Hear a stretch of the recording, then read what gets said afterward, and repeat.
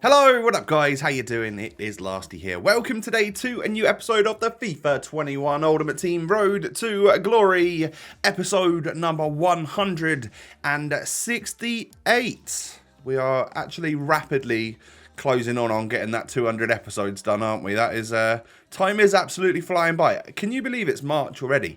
I am flummoxed by that. Anyway, guys, it's the start of a new episode, so what do you need to do? You know the drill, and I know a lot of you skip past this bit, but you know what? Hit me with a thumbs up button. We're shooting for 5,000 likes. I want to see 5k likes today because we are doing a 5 times 85 rated player pack. So, yeah, surely you can knock that one out of the park, and of course, subscribe as well if you're new around here. So, here, this squad right here is essentially the squad that I finished the weekend league with, minus the icons, and then including the new Marcelo that we packed, the Brazilian centre-back from Lyon, the what-if version. So if he keeps a clean sheet in one game over the next 5 games, I think it is, he will get a +2 overall upgrade. So up the Lyon is all I'm going to say. So here's confirmation of Schuker and Zanetti selling. 495 for Schuker, and then I think it was 339. There you go, confirmation of that there for Zanetti. So we're at over 800,000 coins again.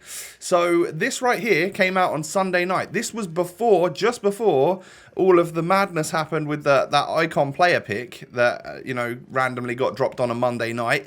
So obviously that was nowhere in my head at the time of making the decision to do this pack. So it might have changed my mind potentially if I knew the icon thing was coming out, because obviously what we're going to do here is probably spend like 80k on a couple of players that we needed to finish this squad off, because I had some fodder in my club, you know, and fodder is fairly high, and it's even higher now. It's ridiculous now. The fodder prices are nutty because of the icon player pick.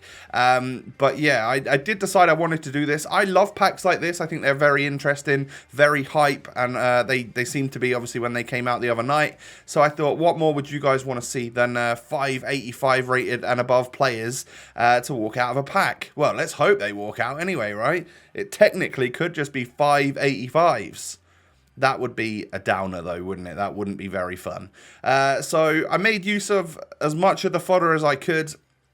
You know, like Thiago and Icardi and stuff like that coming in useful, but still had to spend a fair chunk of change. But it was like 160k SBC, so I think I spent about 80, if I'm right.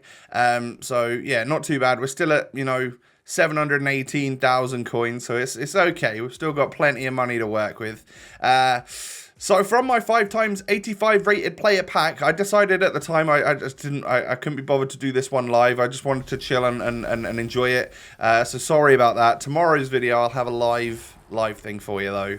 Walkout Croatian centre mid from Real Madrid. 87 rated Modric is it's a bit of an L, to be honest, isn't it? Like, I'm sure you guys agree that is a bit of an L. Do you know what's even more of an L? The rest of the 5 players, or the other 4 players were all 85 rated. Damn it, man. That sucks. It could have been so much better. Obviously, I think those 5 players are now worth quite a bit, so they're good fodder for us going forwards, and potentially could go into that icon player pick. But again, when I created this team that you're about to see, that we're going to spend the next few minutes creating, I had no idea in my head that an icon SBC was coming. So who knows how long this team will last, but this is my new squad that we're going to put together right now.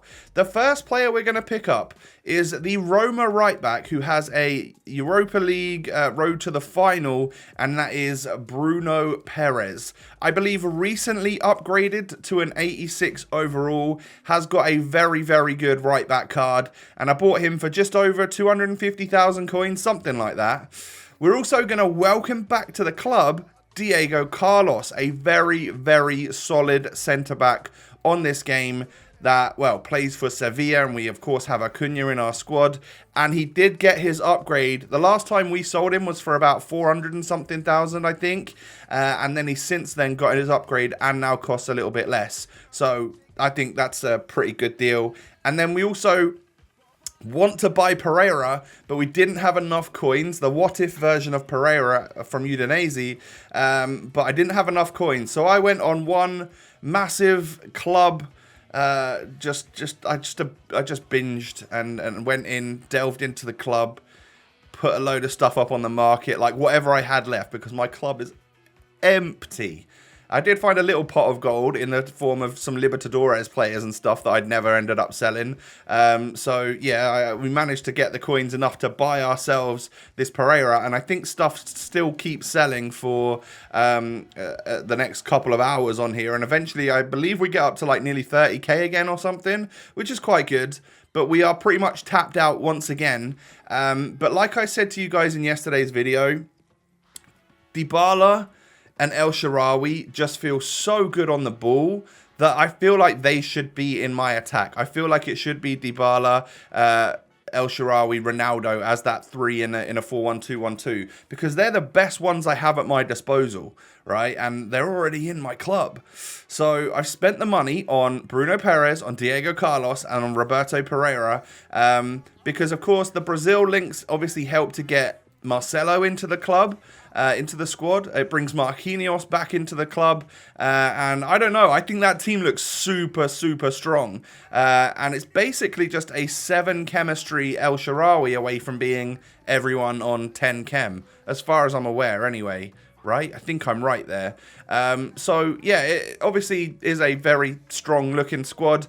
I can show you in a minute in the custom tactics exactly like how I would play with this team, but Roberto Pereira is going to be like a centre mid for me, whereas obviously if we did switch from that 4-1-2-1-2 into, let's say, like a 4-4-2 or something, he could be that flex player that goes from centre mid to a wide player, and of course typically if I change formation it's like in the second half or something if things aren't going quite well, and by then I've probably already made some changes anyway. So you know, this squad right here would leave like Rooney on the bench, Curtis Jones on the bench, the Englishman that we've been using for like the last month, so let's let them come on later in the game, and you know, perhaps we'll use the Englishman again in our starting 11 when hopefully like Tavernier gets an upgrade sometime in the near future. I've not been keeping up with that, but I would like to use him if he can eventually get that 87 card. That would be pretty good, wouldn't it?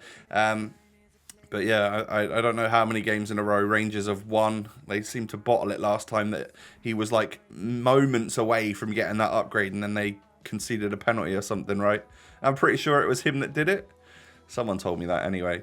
So with this new squad, I thought what better to do than just test it out. See, I obviously needed to play just a couple games of Rivals to at least solidify myself like rank 3 this week, and possibly even rank 2 depending on how we get on in these games. And of course it would allow me to try my team out, my new squad, you know, my strike force I'm obviously quite used to, being El Shaarawy, Dybala, Ronaldo, but to try the basically a new defense out, you know, we're not super used to playing Acuna as a left back.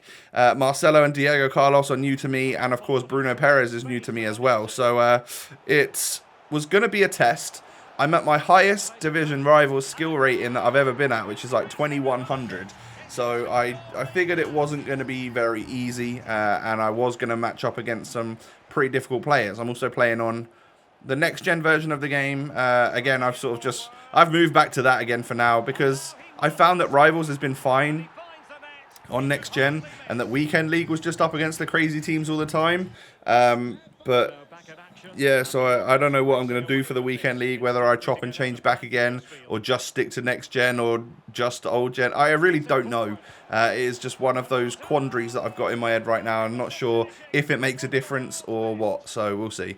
But I get a goal back after being 3-0 down. This guy was a good player, and I don't know, just did the same celebration every single time he scored. So I was a little bit like, okay, all right, why are you doing that? But hey, I'm going to definitely celebrate. If I manage to get a goal against you, I'm going to celebrate as well. So in the second half, he ends up going 4-1 up. Can we get a goal back here? It drops towards his El Shar and my El Shar, and he manages to end up just like half volleying it into the back of the net. So that brings me back to 4-2. Quite an unfortunate score for me. A little knee slapper for you right there. And I would have put money on Rashford being offside there, but obviously it was a great run or some terrible defending, or probably a bit of both.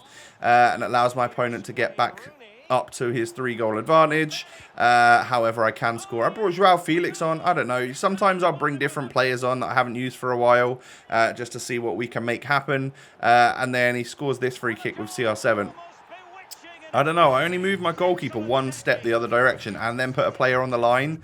I just still couldn't manage to block it. So it must have been a perfect free kick from my opponent. So I take a 6-3 loss, even though the game was really quite even. Lots of chances for both teams, but it doesn't really matter. You know, getting 3 goals and a loss is still more than 400 points if I'm correct.